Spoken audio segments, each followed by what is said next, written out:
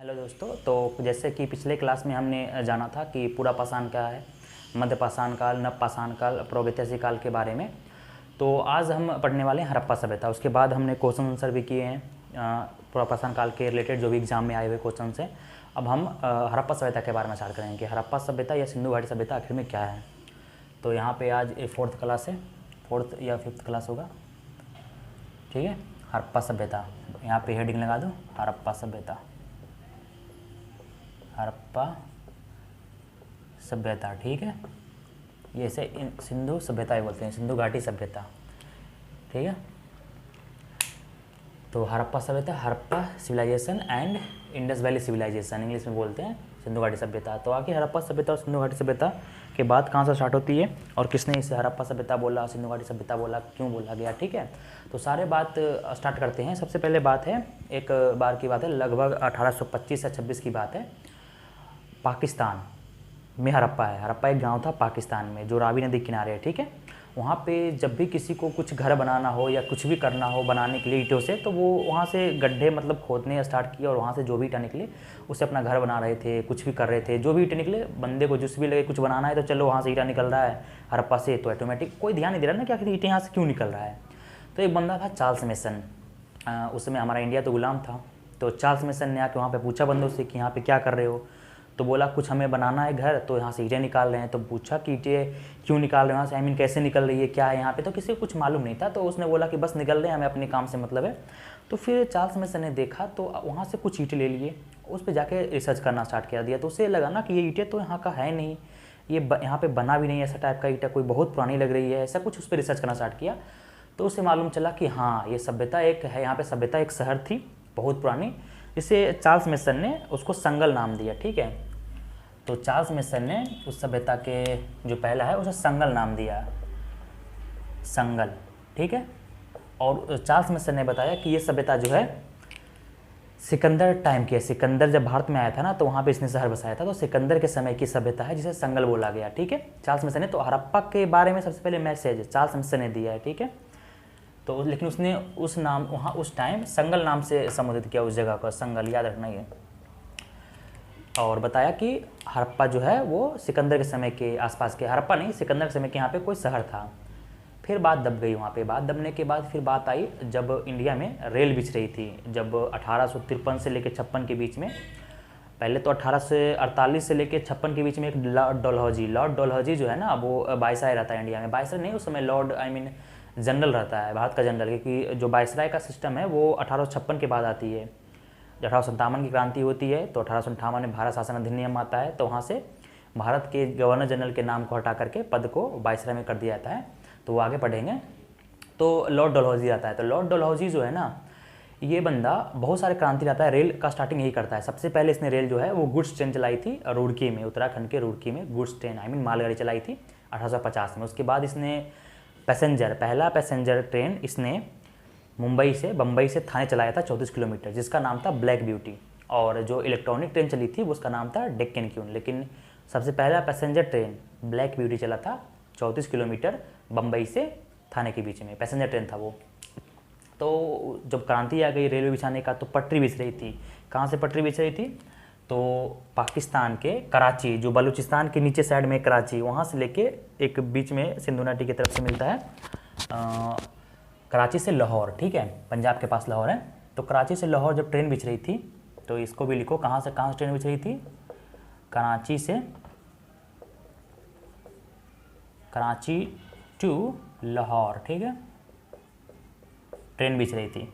ये पटरी समझो ऐसे ट्रेन के लिए, उस समय लॉर्ड डलहौजी था। तो बात आई कि ट्रेन बिछ रही थी, तो यहाँ पे बहुत सारे ऊंचे ऊंचे टीले थे, तो सभी को इक्वल किया जा रहा था कि इक्वल कर देंगे। तो वहाँ से बहुत सारे पुरातात्विक स्रोत निकलना स्टार्ट हुआ, आई मीन कुछ ईंटें, कुछ भी मतलब सामान निकलना स्टार्ट किया, औजार, मूर्तियाँ, ये सब निकलना स्टार्ट हो गया था। तो बंदे लगा ना कि यहाँ पे क्या ऐसा है जो पहले मतलब ये इधर की लग नहीं रही है, क्या ऐसा ऑटोमेटिक यहाँ पे कुछ तो था जो निकल रही है इतनी पुरानी चीज़ें। तो उस पर रिसर्च करना स्टार्ट किया। तो सबसे पहले उस क्षेत्र का दौरा कनिंघम ने किया था, अलेक्जेंडर कनिंघम ने। और वहाँ के जितने भी साक्ष्य निकले थे उसको उठा करके उस लाया और रिसर्च करना स्टार्ट किया। तो रिसर्च जब स्टार्ट किया उसने, तो उसे लगा यहाँ पे तो कोई पुरानी सभ्यता थी, ठीक है। तो सबसे पहले इसीलिए हम अलेक्जेंडर कनिंघम को भारतीय पुरातत्वविद्या का जनक बोलते हैं, क्योंकि सबसे पहले इसने ही स्टार्ट किया था। ठीक है, अलेक्जेंडर कनिंघम ने 1856 में वहाँ से सारे अवशेष उठाए और उस पर रिसर्च करना स्टार्ट कर दिया। रिसर्च करना स्टार्ट किया तो उसे पता चला कि यहाँ पे कोई सभ्यता थी, इसीलिए इसे हम, और उसने भी बात दबा दिया जो भी हो, क्योंकि हमारे इंडिया के इतिहास जो रियलिटी में है ना, वो आज तक दबाया ही गया है। तो दबा दिया कनिंघम ने, और इसको भारतीय पुरातत्वविद्या का जनक बोला गया या पितामह बोला गया उसी टाइम से, क्योंकि ये सबसे पहले रिसर्च यही स्टार्ट किया था हड़प्पा सभ्यता के बारे में। तो दबा दिया गया। उसके बाद फिर बात आई, एक आता है वायसराय 1899 से 1905 के बीच में, लॉर्ड कर्जन, सबसे बदनाम वायसराय वही है भारत में, कुछ ऐसे काम किए हैं। तो 1899 से 1905 के बीच में वो आता है। वो खुद एक पुरातात्विक रहता है। ठीक है, तो उसने दिमाग लगाया कि भारतीय में क्यों ना पुरातात्विक मतलब पता करे कि धरती के अंदर आखिर में है क्या, क्योंकि उससे भी न्यूज़ मिल रही थी ना कि यहाँ से कुछ निकल रहे हैं। तो जो कर्जन था, लॉर्ड कर्जन, उसने एक विभाग का स्थापना किया, भारतीय आर्कियोलॉजिकल सर्वे ऑफ इंडिया, भारतीय पुरातात्विक विभाग, उसका स्थापना किया उसने, लॉर्ड कर्जन ने। और उसका पहला हेड और चेयरमैन जॉन मार्शल को बनाया।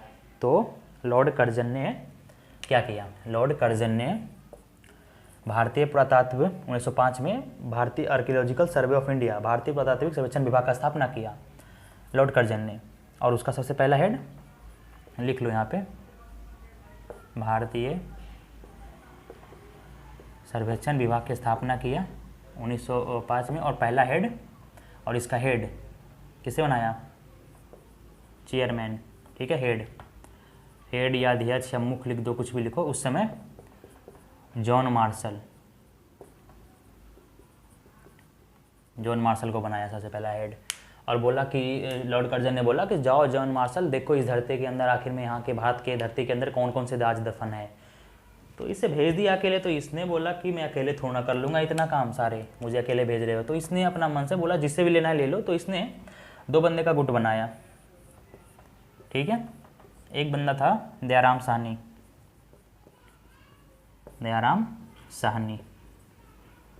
एक बंदे का नेतृत्व, मतलब एक क्रिया का नेतृत्व ये करेगा, एक का ये राखलदास बनर्जी। ठीक है, आगे इसके शॉर्ट फॉर्म यूज करूँगा, R D Banerjee and D R Sahni. तो एक गुट जो बनाया जॉन मार्शल ने दयाराम साहनी के नेतृत्व में, एक राखलदास बनर्जी के नेतृत्व में। तो ये ऑप्शन याद करना। ये हड़प्पा खोजने निकल गया था, ये मोहनजोदारो खोजने मिल गया था। सबसे पहले हड़प्पा किसने खोज कर दी कि वहाँ पे इतना जल्दी काम ये स्टार्ट करवाया ना दयाराम साहनी ने, सबसे पहले हड़प्पा में एक बहुत बड़े शहर की मतलब खोज कर दी, जो बहुत पुराने ज़माने के थे और अच्छे शहर। तो इसलिए सिंधु घाटी सभ्यता को खोज इसी के नाम जाता है। हड़प्पा सभ्यता की पहली खोज 1921 में दयाराम साहनी कर देता है, हड़प्पा। ठीक है, हड़प्पा दयाराम साहनी स्टार्ट करता है 1921 में। तो जो बैठेगा नहीं और जो कंटिन्यू खोदना स्टार्ट करेगा तो वो अपना काम में सक्सेस तो जल्दी ही होगा। तो 1921 में हड़प्पा खोल दिया दयाराम साहनी ने, खोज दिया। उसके बाद राखलदास बनर्जी को भी गुस्सा आ गया कि भाई इसने सबसे पहले खोज दिया, क्यों ऐसा। तो इसने भी पागल हो गया। तो ये अगले साल ही 1922 में खोजता है मोहनजोदड़ो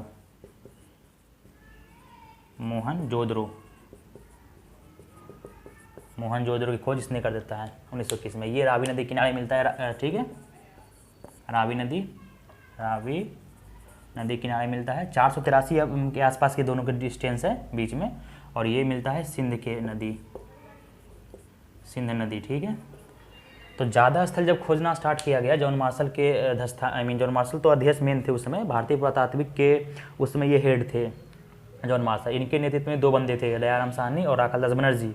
1921 की बात है। सर्वेक्षण विभाग का स्थापना 1905 में तो वो करके चला गया लॉर्ड कर्जन ने, इनका हेड बना के। लेकिन हेड तो रहेंगे ही 1921 तक। तो 1921 तक रहे थे। तो 2 बंदा को ये जुगाड़ कर दिए थे, 2 बंदा खोजना रह गया था। हड़प्पा 1921 में खोज दिया गया। स्टार्ट तो काम पहले से ही हो गया, लेकिन खोजा गया रियलिटी में जब अच्छा से खोजा गया कि नाम हाँ भाई यहाँ शहर था 1921 में। और राखलदास बनर्जी ने 1922 में फिर खोजा, जाके पूरा काम किया। स्टार्ट तो कब से ही हो गया था 1956 के बाद जब ये हेड बने। लेकिन जब पूरी वहाँ से कुछ पता मालूम डिटेल्स पता चल जाए तभी तो बताएंगे ना यहाँ पे कुछ था। तो हड़प्पा की खोज जाके पूरा हुआ 1921 में, मतलब कुछ की पता चल जाए बंदे के यहाँ पे शहर थे। 1922 में मोहनजोदारो खोजा गया। और बहुत सारे यहाँ से हड़प्पा से बहुत सारे आइटम्स मिले, यहाँ से आइटम्स मिले, तो सारे में और फिर मतलब हो गया ये। ठीक है, अब आती है 483 बीच मतलब दूरी, एक ही एरिया में है दोनों, रावी नदी किनारे हड़प्पा, पाकिस्तान में माउंट गोमेरी कुछ जिला है वहाँ पे है ये मोहनजोदड़ो लड़काना जिला में पड़ता है 1922 सिंध क्षेत्र में। तो बात आई कि चलो ठीक है, तो उस समय 1921 के 22 के बाद यानी आज़ादी तक के 1947 तक के जो भी सामान मिले थे वो सिंधु नदी घाटी के आसपास के बहुत सारे स्थल मिले थे। चनहुद्रू हो गया, मोहनजोदारो हो गया, ये हो गया, तो बहुत सारे स्थल जो है ना वो सिंधु नदी के एरिया में मिलना स्टार्ट हुए ज़्यादा, इसलिए इसे सिंधु घाटी सभ्यता बोला गया। ठीक है, और सिंधु घाटी सभ्यता किसने बोला? तो जॉन मार्शल ने बोला कि चलो भाई सबसे ज़्यादा सामान जो है वो सिंधु घाटी के एरिया के पास ही मिल रहा है, तो इसे हम नाम देते हैं क्या? सिंधु घाटी सभ्यता नामांकन कर दिया। मेरा राइटिंग देख लेना। सिंधु घाटी के एरिया में सबसे ज़्यादा स्थल मिलने के कारण सिंधु घाटी सभ्यता नाम दे दिया, जॉन मार्शल ने नामांकन किया, जॉन मार्शल। ठीक है, जॉन मार्शल।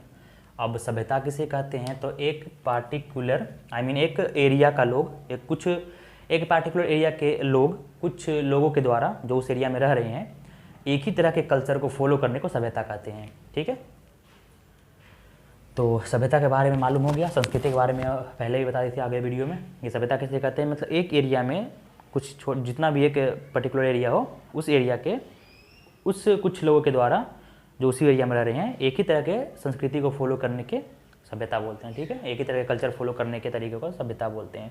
सिंधु घाटी की सभ्यता नामांकन इसने किया। अब यहाँ से स्टार्टिंग कर लेते हैं। संगल नाम से किसने सबसे पहले बोला था? चार्ल्स मेसन ने 1826 में। कहाँ गया चार्ल्स मेसन? के तो नाम तो है ही नहीं। चार्ल्स मैसेज किसने दिया? यहाँ पे लिख लो। ठीक है, सबसे पहले चार्ल्स मेसन, ठीक है, ने मैसेज दिया हड़प्पा के बारे में 1826 में ईस्वी में मेसन ने मैसेज दिया, और इसने बताया कि यहाँ संगल नाम का कोई शहर था बहुत पहले, क्या नाम है इसका, सिकंदर आने के समय का। फिर 1853 से 56 के बीच में जब ट्रेन बिछाया गया था कराची से लाहौर, तो वहाँ पे बहुत सारे टीले को बराबर किया गया, तो वहाँ से बहुत सारे पुरातात्विक स्रोत मिले, तो उसके नाम से यहाँ पे हड़प्पा सभ्यता की खोज हुई। फिर बाद में 1856 में जो है कनिंघम वहाँ पे रिसर्च करता है और पता करता है कि यहाँ पे आखिर क्या थी, तो इसने 1826 में सबसे पहले स्टार्ट किया हड़प्पा के बारे में खोजना, रिसर्च करना, इसलिए इसको भारतीय पुरातात्विक का मतलब भारतीय पुरातात्विक विभाग का जनक बोला गया या पितामह बोला गया। ठीक है, पिता बोला गया। तो चार्ल्स मेसन मैसेज दिया। भारतीय पुरातात्विक सर्वेक्षण विभाग के या भारतीय पुरातात्विक के जनक कनिंघम को बोला गया, अलेक्जेंडर कनिंघम को। भारतीय सर्वेक्षण विभाग की स्थापना किसने किया था? लॉर्ड कर्जन ने। सबसे पहला हेड किसे बना दिया? जॉन मार्शल को। सबसे पहला हेड उसी को बनाया, और जब खुदाई तो जॉन मार्शल ने 2 बंदे को लिया अपने टीम में, दयाराम साहनी एंड राखादास बनर्जी। दयाराम साहनी ने सबसे जल्दी काम स्टार्ट कर दिया, कुछ बंदों को ले जाकर वहाँ से खुदाई स्टार्ट कर दी, कुछ किया, बहुत सारे बंदे होंगे, तो सबसे पहले कंटिन्यू काम स्टार्ट कर दिया। तो सबसे पहले हड़प्पा में 1921 में इसने एक पूरे के पूरे शहर उखाड़ के रख दिया था, मतलब एक इतना अच्छा से खुदाई किया ना कि वहाँ पर एक शहर दिखने लगा था हड़प्पा में, तो उसे हड़प्पा नाम दिया गया। सबसे पहला शहर जो खुदा था वो हड़प्पा खुदा था। ठीक है, तो इसी के लिए आगे जाके हड़प्पा नाम रखा था इसका, कि सबसे पहले हड़प्पा, क्योंकि पुरातात्विक चलन है एक कि कुछ जो भी उस सभ्यता या जहाँ से भी सबसे पहले जो चीज़ मिले उसी के नाम पे पूरा सभ्यता का नाम रखा जाता है। ठीक है, तो हड़प्पा सबसे पहले उस सभ्यता मिले, इसलिए हड़प्पा रखा गया। क्योंकि सिंधु घाटी की सभ्यता इसलिए बंद कर दिया गया क्योंकि आगे जाके ना आज़ादी के बाद बहुत सारे जो भी स्थल हैं वो इंडिया में मिले हैं। सबसे ज़्यादा स्थल इंडिया में मिले हैं 925, और सबसे ज़्यादा गुजरात में मिले हैं। तो आज़ादी के बाद सबसे ज़्यादा सामान मतलब सबसे ज़्यादा स्थल अलग अलग जगह से मिलने के कारण इसे हड़प्पा सभ्यता बोला गया। चलो भाई सब छोड़ो, सिंधु घाटी सभ्यता कहना उचित नहीं है क्योंकि सिर्फ सिंधु घाटी के पास नहीं मिला है, तो इससे सबसे पहले जो कौन सा मिला है तो हड़प्पा मिला है, तो हड़प्पा का नाम रख दो सभी, इसलिए इसे हड़प्पा सभ्यता बोला गया। ठीक है, इसे हड़प्पा सभ्यता बोला गया। अब बात आती है, चलो हड़प्पा सभ्यता क्यों बोला गया, बाकी तो हो गया ना। हेड जॉन मार्शल को बनाया गया, इसका नामांकन सिंधु घाटी सभ्यता बोला गया क्योंकि सिंधु घाटी के तरफ के एरिया में उस समय सबसे ज़्यादा स्थल मिलने के कारण। फिर दयाराम साहनी ने हड़प्पा की खोज कर दी रावी नदी के किनारे। 1922 से मोहनजोदड़ो खोज कर दी सिंधु नदी के किनारे राखादास बनर्जी ने, तो ये दोनों के नाम रखा गया। अब बात होती है, चलो इसको पहले ख़त्म करो, चलो इतना डस्टर लाने की क्या जरूरत है इसे। अब बात हो गई है, ये सब तो लिख लियो ना, रोक के वीडियो लिख सकते हो कि सबसे पहले 1826 में चार्ल्स मेसन ने नाम दिया, फिर बात दब गई कि वैसे भी इंडिया का इतिहास तो दबाते ही गया है आज तक, रियलिटी क्या है किसी को मालूम नहीं, जो बुक्स में है वही हम लोग को पढ़ना है। ठीक है, अब हम किसके बारे में बात करते तो नाम दे दिया गया। अब हड़प्पा सभ्यता नाम दिया गया हड़प्पा के खोजने। कुछ स्थल जो है ना, फिर सरस्वती नदी जो है उस समय थी, अभी तो मतलब गायब हो गई है। तो उस समय सरस्वती नदी के आसपास भी बहुत सारे एरिया मिलना स्टार्ट हो गए थे टोटल। तो उसे कुछ बंदे ने बोला कि इसे सिंधु सरस्वती सभ्यता भी बोल सकते हैं, ठीक है। तो सिंधु सिंधु और सरस्वती सभ्यता भी बोलना चाह गया। तो अब हम पहले नामांकन जान लें कि कितने नामों से जाना जाता है, ठीक है। सिंधु घाटी सभ्यता को कितने नामों से जाना जाता है? पहला तो हड़प्पा हो गया, हड़प्पा सभ्यता, ठीक है। दूसरा सिंधु सभ्यता या सिंधु घाटी सभ्यता, सिंधु सरस्वती सभ्यता, सिंधु अरे यार सरस्वती ठीक से लिखना, सिंधु सरस्वती सभ्यता, ठीक है। सिंधु और सरस्वती नदी के बीच के एरिया में बहुत सारे सामान मिलने मतलब स्थल मिलना स्टार्ट हुए थे, इसलिए सिंधु सभ्यता बोला गया। सिंधु घाटी सभ्यता या हड़प्पा सभ्यता सबसे पहला स्थान इसलिए ये मिला, इसलिए हड़प्पा सभ्यता बोला गया। अब इसे नगरीय सभ्यता ही बोला गया, ठीक है। और नगरीय सभ्यता क्यों बोला गया? क्योंकि वर्ल्ड में सबसे पहला नगरीय सभ्यता जो है वो हड़प्पा सभ्यता या सिंधु घाटी सभ्यता ही है, ठीक है। पूरे वर्ल्ड में इस टाइम मेसोपोटामिया भी था, मिस्र की सभ्यता थी, हैंगो नदी की सभ्यता थी चीन में, चीनी सभ्यता इसको बोलते हैं, चीनी सभ्यता। तो उस समय जितने भी सभ्यता हैं सारे ग्रामीण सभ्यता थी, सिर्फ एक ही सभ्यता शहरी थी, वो हमारा ये हड़प्पा सभ्यता था भारत में। तो भारत बहुत पहले से ही डेवलप है। तो नगरीय सभ्यता आ गई, ठीक है, नगरीय सभ्यता ठीक है। ऐसे कांस्य युगीन सभ्यता भी बोला गया, ठीक है। कांस्य युगीन सभ्यता भी बोला गया। क्यों? क्योंकि तांबे का खोज तो सबसे पहले हुआ है, तांबे में टीन मिला के यहीं के बाद ही सबसे पहले कांस्य की मतलब खोज की। तांबा थोड़ा ताकतवर होता है, स्ट्रॉन्ग होता है, इसलिए तांबे में टीन मिला के कांसा बनाया गया। तो इसे कांस्य युगीन इसी समय में, इसलिए इसे कांस्य युगीन सभ्यता भी बोला गया है, ब्रॉन्ज एज। और इस सभ्यता को रखा क्यों गया? हाँ, अब हड़प्पा सभ्यता में जो था लिखने की कला तो थी, लिपि थी भव चित्रात्मक, लेकिन आज तक पढ़ा नहीं गया इसे, इसलिए इसको भी आज ऐतिहासिक काल में रखा गया है। तो ये क्वेश्चन आते हैं छोटे मोटे एग्जाम में कि हड़प्पा सभ्यता किस काल की है, तो ये आदि ऐतिहासिक काल प्रोटो हिस्ट्री में आते हैं, प्रोटो हिस्टोरिक पीरियड में हड़प्पा सभ्यता आते हैं, ठीक है। इतने नामों से जानते हैं हड़प्पा सभ्यता को, ठीक है। कहीं कहीं क्वेश्चन में आ सकते हैं कि नगरीय सभ्यता कौन थी, युगीन, तो यही सबसे पहले हमारे पूरे विश्व में नगरीय सभ्यता यही थी। नगरीय क्यों? क्योंकि इसका शहर नियोजन अच्छा था, ठीक है। जल निकासी की व्यवस्था अच्छा थी, जो आज के शहरों में सेक्टर टाइप का शहर इसका विभाजन था, सेक्टर टाइप का बटा हुआ था। सारे जो क्या रोड जो है ना वो मस्त समकोण पे काटा करते थे, एक से एक सुव्यवस्थित ढंग से सजाया गया था शहर। हर एक शहर जो है 2 टीलों में बटा हुआ था, पूर्वी टीला, पश्चिमी टीला। पूर्वी टीला थोड़ा ऊंचा में था, नहीं सॉरी, पूर्वी टीला शहरी लोगों के लिए था, इसको शहरी टीला बोला गया। नगरीय टीला शहर के सामान्य लोगों के लिए। पश्चिमी टीला थोड़ा ऊंचाई पे था, बाढ़ ये सबसे बचने के लिए, जिसमें पुरोहित और उच्च वर्गों के लोग रहा करते थे, उसे दुर्ग बोला गया क्योंकि वो दुर्ग से घिरा हुआ था, उसे दुर्ग टीला बोला गया। और पूर्वी टीले को शहरी टीला बोला गया या नगरीय टीला। अब बात हो गई है और आगे पढ़ेंगे कि कैसे कैसे सुव्यवस्थित थी। तो कांस्य युगीन सभ्यता हो गई। अब बात आती है कि कितने देशों में फैला हुआ था हमारा सभ्यता। पहले टाइम पीरियड की बात कर लेते हैं, ठीक है। ये सभ्यता थी कब से कब तक की? तो बहुत सारे इतिहासकार ने अलग अलग टाइम माना है। जैसे जॉन मार्शल ने ही 3250 से 2750 माना था ईसा पूर्व, 3250 ईसा पूर्व से लेकर 2750 ईसा पूर्व के बीच में था ये सभ्यता, जॉन मार्शल ने बोला है।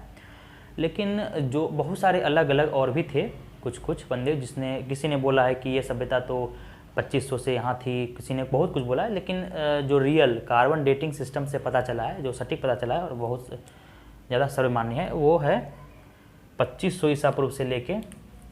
तो डेटिंग है 2500 ईसा पूर्व BC मतलब हिंदी में ईसा पूर्व बोलते हैं, BC टू कितने 1700 BC।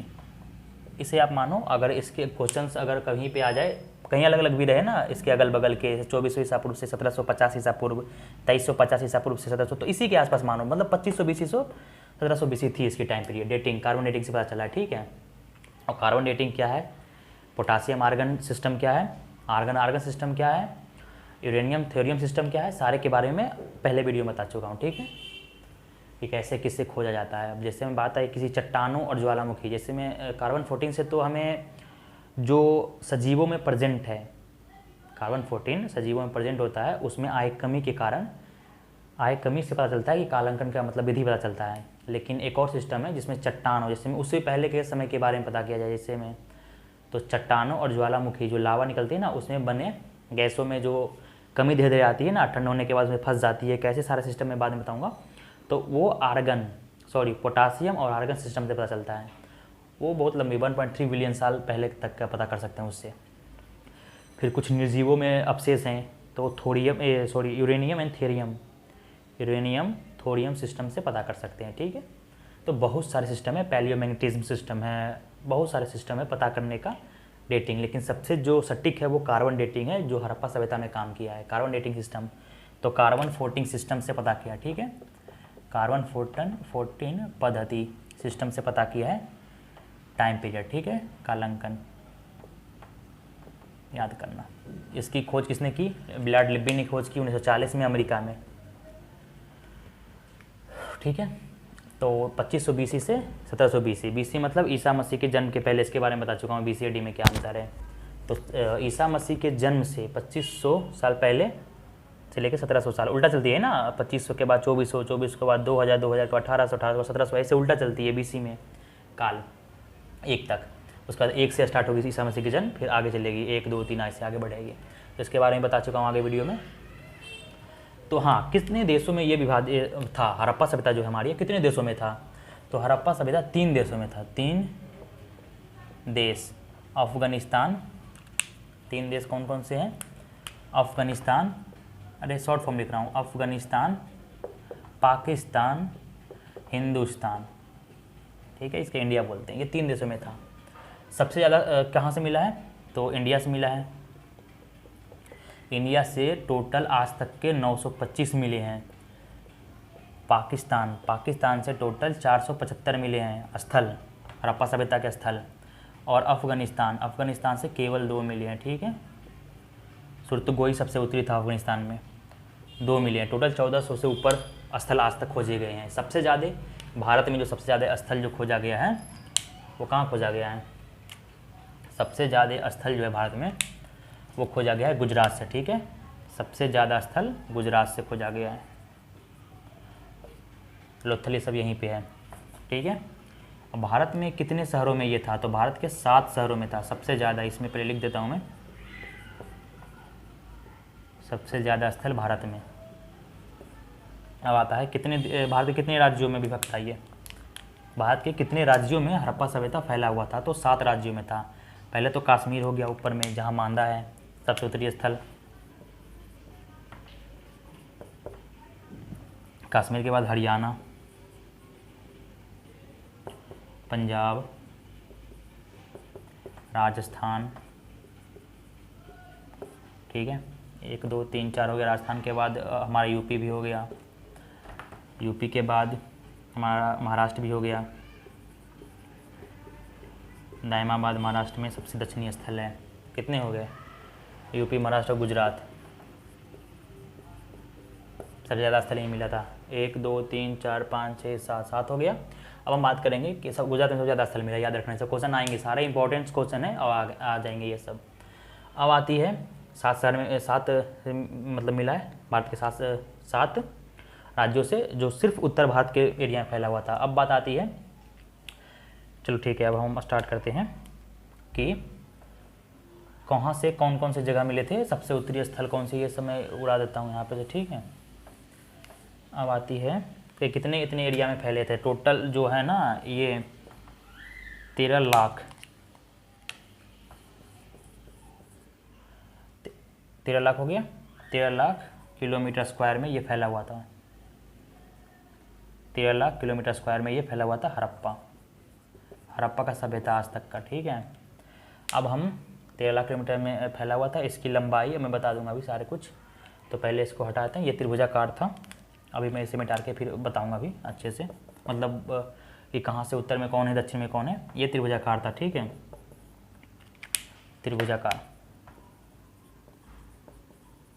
से ये पूछेगा कि हड़प्पा सभ्यता का आकार कैसा था, किस आकार टाइप में वो फैला हुआ था, जैसे भारत चतुर्भुज में है ना, त्रिभुजाकार था वो फैला हुआ, ठीक है, त्रिभुजाकार था सेम हड़प्पा सभ्यता का। इसकी जलीय सीमा 1300 किलोमीटर थी, ठीक है। चलो अब मैं बात करता हूँ, ये सब हो गए ना, तो यहाँ का रिवीजन स्टार्टिंग से कर लेते हैं कि हड़प्पा सभ्यता आखिर में क्या थी। तो टाइम पीरियड स्टार्ट हुआ है 2500 BC to 1700 BC। Carbon 14 system से पता चला है, 3 देशों में फैला था, अफगानिस्तान, पाकिस्तान, इंडिया। इंडिया से 925, पाकिस्तान से 475, अफगानिस्तान से 2। गुजरात में सबसे ज़्यादा स्थल मिले इंडिया में। फिर 1300 किलोमीटर स्क्वायर में फैला हुआ है हड़प्पा, त्रिभुजाकार था इसका शेप, ठीक है। तो अब ये हो गई है, अब ये मैं उठा दे रहा हूँ, सारे याद करना, ये समझने की बात है। अब बात आती है कि ये उत्तर में सबसे पहले कौन था। अब एक और याद कर लो पहले कि हमारे जो जैसे आज का भारत है, तो भारत में 4 मेट्रो सिटी है ना, अभी भारत में 4 मेट्रो सिटी है। कौन से? कोलकाता, दिल्ली, महाराष्ट्र का मुंबई और चेन्नई। तो ये 4 जगह हैं जो मेट्रो सिटी है, मतलब महानगर हैं। वैसे ही हड़प्पा में 6 महानगर को संज्ञा दी गई थी। 6 महानगर, जैसे में आज 4 हुई ना इंडिया में, और एक बंगलोर जो है वो बनने वाला है 5वां महानगर। वैसे ही 6 महानगर खोजा गया था हड़प्पा में। मोहनजोदारो, हड़प्पा, गनवाड़ीबाल, धौलावीरा, राखीगढ़ी और कालीबंगन, ठीक है, 6 थे। वो उसमें महानगर थे, जहाँ वहाँ के रख रखाव जितना, वैसे भी हाईटेक सिटी में ज़्यादा देखने को मिलता है, उसको हाईटेक सिटी बोला गया है, जो सबसे ज़्यादा डेवलप हो। जैसे में यहाँ पे दिल्ली और मुंबई, चेन्नई और कोलकाता थे, तो 4 महानगर बताया गया। वैसे उस समय 6 थे। अब एक और 7वां बनने वाला है, कोई एक और, या 7 हो भी गया होगा, ठीक है। और इंडिया में अभी 5वां बनने वाला है, बेंगलुरु। तो वैसे ही 6 थे, ये याद रखो। 6 नगरों को महानगर की संज्ञा दिया गया, ठीक है। उस समय महानगर की संज्ञा दिया गया था। तो पहला मोहनजोदड़ो,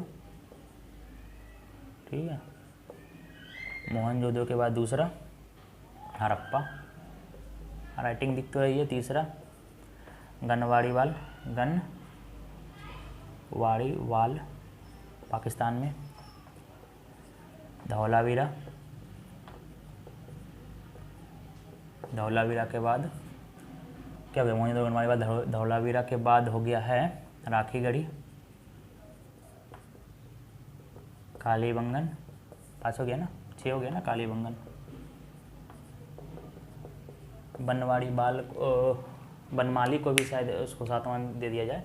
1 2 3 4 5 6 हो गया, 6 जगह को मिला है महानगर की संज्ञा, ठीक है, उस समय। अब आगे हैं कि उत्तर में कौन था हड़प्पा सभ्यता, जिससे में भारत के सबसे उत्तर में कौन है? ये जम्मू कश्मीर में इंदिरा कॉल है ना, सबसे लास्ट उत्तरी पॉइंट, और दक्षिणी पॉइंट इंदिरा पॉइंट है जो हमारे निकोबार में जाता है। और सबसे पूर्वी पॉइंट है भारत का कौन सा है? लास्ट में जाओ पूरब में तो बिलांगू जो अरुणाचल प्रदेश में है। सबसे पश्चिम में कौन सा जाओ तो सरिक्रीक, गौरमोथा जो है गुजरात में पड़ता है। सारे के बारे में ज्योग्राफी में हम पढ़ेंगे। तो वैसे ही उस टाइम हमारे हड़प्पा सभ्यता में पूरब में कौन सा था, पश्चिम में कौन सा था, आज हम यहाँ डिस्कस करते हैं। तो हमारा पहले ये हड़प्पा सभ्यता के बारे में यहाँ पे मैं डिस्कस कर रहा हूँ। यहाँ पे ये हो गया east, north, west and south, ठीक है, सबसे पूर्वी, सबसे पश्चिमी, नॉर्थ एंड साउथ। पहले यहाँ लिखते हैं मांदा, सबसे ऊपर अखनूर के पास मांदा है जो कि कश्मीर में थी। सबसे हड़प्पा सभ्यता का सबसे उत्तरी स्थल कश्मीर में, चिनाब नदी के भी याद रखो, पूछा जाएगा क्वेश्चन में। चिनाब नदी के पास थे ये। अब आ गया ईस्ट में, चलो जो आलमगीरपुर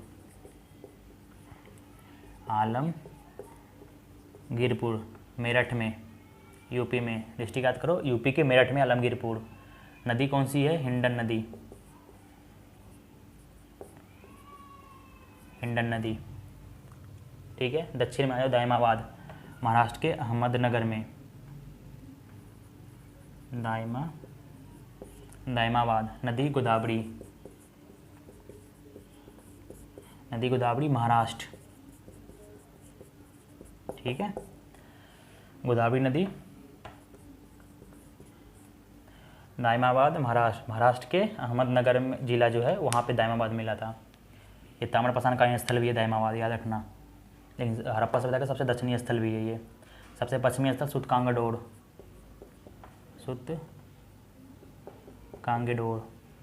दशक नदी किनारे, बलूचिस्तान, बलूचिस्तान जो कि पाकिस्तान का सबसे पश्चिमी प्रांत है, जो आज़ाद होना चाहता है पाकिस्तान से अभी फ़िलहाल में। और ये दशक नदी, ठीक है। तो सबसे पश्चिमी स्थल सुतकांगडोर एरिया, बलूचिस्तान, दशक नदी किनारे। सबसे पूर्वी आलमगीरपुर, यूपी में मेरठ में, यूपी के मेरठ में आलमगीरपुर नदी, हिंडन नदी सबसे पूर्वी नदी, हिंडन नदी सबसे पश्चिमी नदी, उत्तरी नदी चिनाब नदी, एरिया कश्मीर, जम्मू कश्मीर। मांदा सबसे उत्तरी जगह, अखनूर के पास मांदा। दक्षिण में दायमाबाद जो गोदावरी नदी किनारे है, और महाराष्ट्र में, महाराष्ट्र जो डिस्ट्रिक्ट है। अब इसकी एरिया की लंबाई, अब ऊपर से नीचे की लंबाई बोले नॉर्थ टू साउथ तो 1400 kilometre, and east to west 1600 kilometre. अब दायमाबाद से यहाँ पे जो है ये गुजरात ही मिलता है बीच में, तो यहाँ पे एक तटीय एरिया होगा ना, ये टोटल तटीय एरिया जो है वो 1300 किलोमीटर की है, जहाँ की लोथल, सुतकोंदा ये सब सारे बंदरगाह जो है ना, 1300 किलोमीटर इसकी तटीय एरिया है। नॉर्थ टू साउथ लंबाई, जैसे में इंडिया की नॉर्थ कोल से कन्याकुमारी दक्षिण कोल की लंबाई कितनी है, 3700 कुछ किलोमीटर है। वैसे ही 3700 नहीं, जैसे में इंडिया का उत्तर से पूरब, इंडिया के उत्तर से दक्षिण के कितनी लंबाई है, 2933 है, और ईस्ट टू वेस्ट 3214 है। वैसे ही इंडिया की ईस्ट टू वेस्ट जो लंबाई है ऐसे में 3214 है, ठीक है। और ऊपर से नीचे जम्मू कश्मीर से लेकर कन्याकुमारी तक की लंबाई भारत में अब भी प्रेजेंट में जो लंबाई है वो 2933 है। वैसे ही यहाँ पे जो हड़प्पा सभ्यता में है नॉर्थ टू साउथ, ठीक है, कितनी है 1400 किलोमीटर लंबाई है, और चौड़ाई वेस्ट टू ईस्ट 1600 किलोमीटर, और ये त्रिभुजाकार था, ठीक है, त्रिभुजाकार। और ये हमारा तटीय एरिया, ये त्रिभुजाकार था, ठीक है। अब मैं बता रहा हूँ त्रिभुजाकार, इससे नहीं, इसको उड़ा दो पहले। हाँ त्रिभुजाकार था, मैं यहाँ बता रहा हूँ ऐसे था ये, ठीक है। अब यहाँ इससे बना दो त्रिभुजाकार, और यहाँ पे एक ये हिंडन हो गया यूपी में, तो ये यहाँ समझो ऐसे ये हो गया बेस्ट ना, त्रिभुजाकार था, याद रखना, ठीक है, सभी पता गया। तो त्रिभुजाकार थी ये। तो अब फिर से रिवीजन कर लेते हैं स्टार्टिंग से। 6 नगरों को महानगर की संज्ञा दिया गया है, मोहनजोदड़ो, हड़प्पा, गनवारीवाल, धौलावीरा और राखीगढ़ी, कालीबंगन। और हमारे जो हड़प्पा सभ्यता का जो शेप था वो त्रिभुजाकार था। क्वेश्चन आएंगे सबसे उत्तर में कौन सी जगह है, तो मांदा है अखनूर के पास। अभी का जगह मतलब अभी कौन सा राज्य है, जम्मू कश्मीर, चिनाब नदी के पास, ये था मांदा। दक्षिण में जो दायमाबाद गोदावरी नदी के पास, महाराष्ट्र। पश्चिम में दशक नदी किनारे सुतकांगडोर, बलूचिस्तान। आलमगीरपुर हिंडन नदी के किनारे 1600 किलोमीटर थी इसकी वो। पश्चिम से ये लाइट कट गई है, अभी दिख तो नहीं रहा होगा कुछ, तो आते मिलते हैं लाइट आने के बाद, ठीक है।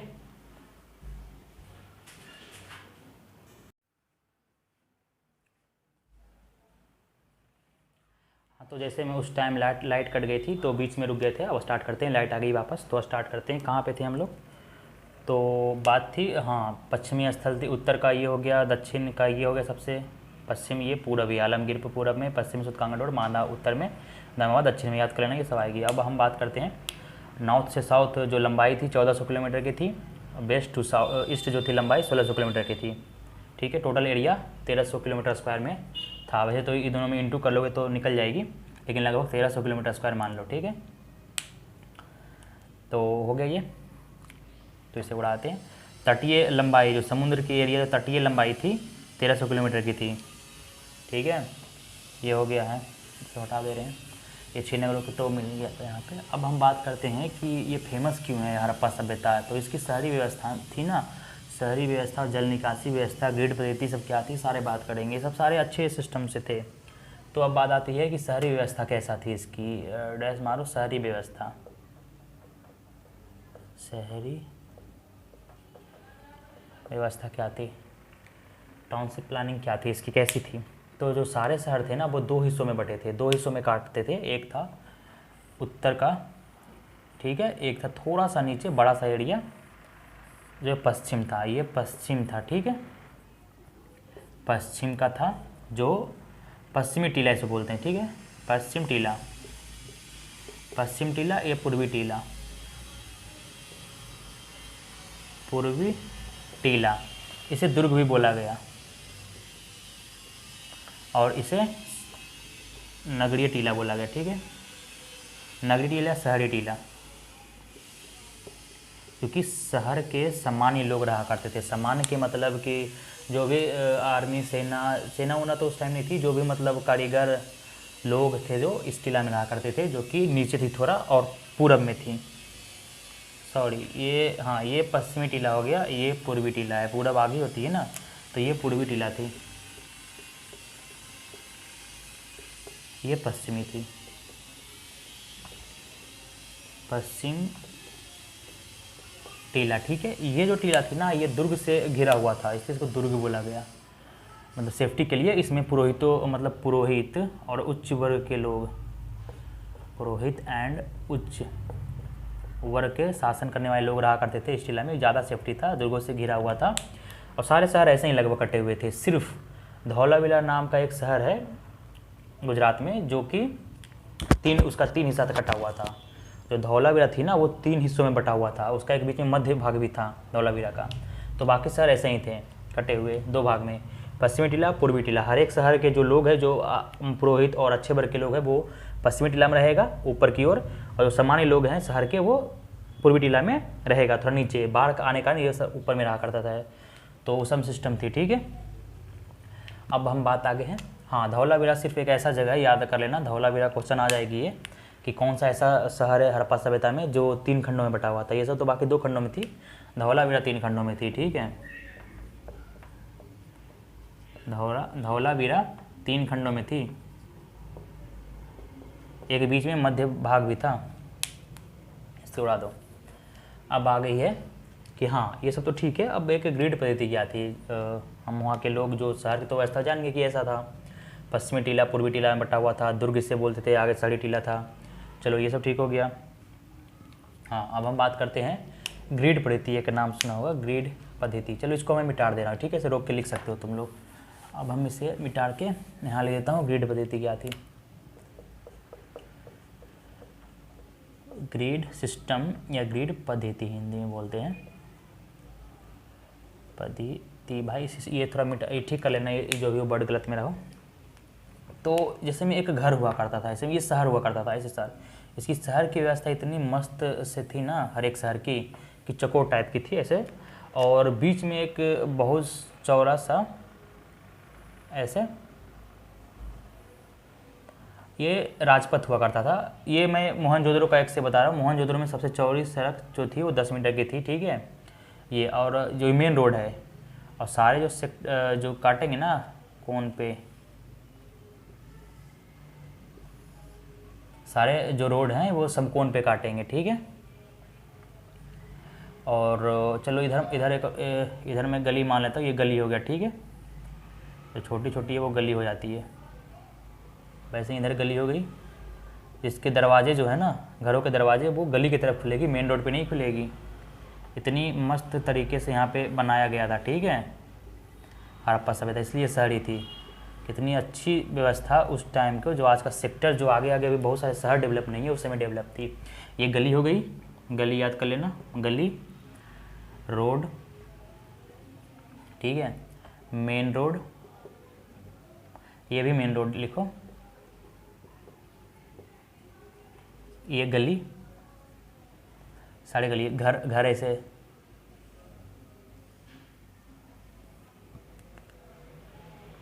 मतलब घर थोड़ा अच्छा से बना दे रहा हूँ। ये घर हो गई, ठीक है। ऐसे ही इधर घर सेक्टर की तरह, कि बीच में रोड जाएगी और सेक्टर रहेगी बनी हुई, ऐसे ही घर रहा था। अब दरवाजे यहाँ खुलेंगे, यहाँ खुलेंगे, यहाँ खुलेंगे, यहाँ खुलेंगे, गली में दरवाजे खुलेंगे, घर खिड़कियाँ, रोड पे नहीं खुलेगी कुछ सी का भी, क्योंकि बहुत सारे उसमें सुस्पष्ट थी। और इससे ही इधर सेक्टर की तरफ बटा हुआ था, ठीक है। 10 मीटर के सड़क हुआ करता था राजपथ टाइप का बीच में, समकोण पे काट दिया, इसको ग्रिड पद्धति बोला गया। ग्रिड ये मतलब जाल का सिस्टम, पानी निकालने की सिस्टम, इसके अंदर से पानी निकलेगी, मस्त से जाकर कहीं बाहर निकल जाएगी, ठीक है। तो ये सिस्टम थी कि ग्रिड पद्धति क्या है, ग्रिड सिस्टम क्या था, जाल की जैसी व्यवस्था थी, जो कि सारे शहर के जो बड़े बड़े रोड है वो समकोण पे काटती थी।